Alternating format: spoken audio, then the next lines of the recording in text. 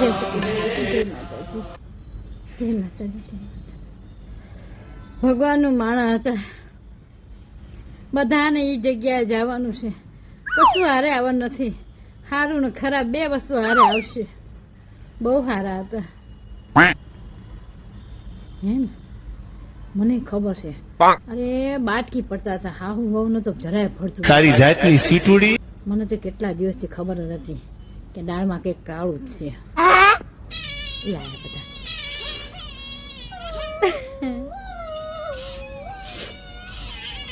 બહુ સારા હતા. ચંપાબેન ની તો વાત જ થાય નહીં. અરે વહુ ને તો અથડીના ફોડલા ઘોડા રાખતા. અને વહુ એવી હો, દીકરા તો શ્રવણ હોય પણ વહુ એટલી કામઢી હતી. બહુ સારા હતા, બહુ સારા હતા. એ અમને પૂછો, અમે એક દિવાલે રહેતા, કેવા બાજણા થતા. બોન આઈને આઈને ભોગવવાના છે. હાસી વાત છે, છેલ્લે હાસી છેલ્લે વાત છે. દશા જોઈ હતી એમને. અરે કોઈને કહેવાય નહીં. મેં તો છેલ્લે છેલ્લે જોવા આવી ને. અરે તમે જોવા છો માખ્યું બણ બણે ને. કરમ કોઈને છોડતા નથી. કરમના ખાતામાં છે ને રિશ્વત નથી. માણાને તો રિશ્વતે આપીએ કે. અને કરમ કોઈ દી રિશ્વત નથી લેતો ને એટલે આઈને આઈને ભોગવવું પડે. જેવા કરો ને એવા ભોગવો. એટલે ઓછા નતા ડોશી વહુને ગળે કોકડા લાવી દીધા હતા. હા આઈને આય જ ભોગવવાનું. તો તમને શું થયું?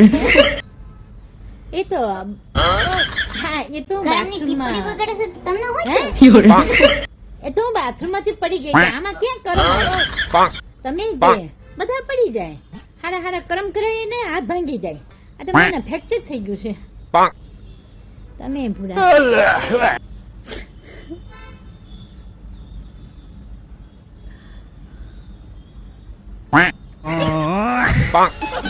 આ બધું ઢાંક્યા રાખવા જેવું છે. અઠવાડિયા પહેલા તો નાકની દાંડી વળી ગઈ હતી દુશ્મન. હું ખબર કાઢવા આવી ને ત્યારે જ મને ખબર પડી હતી કે આ જાજુ જીવશે નહીં. હા છે.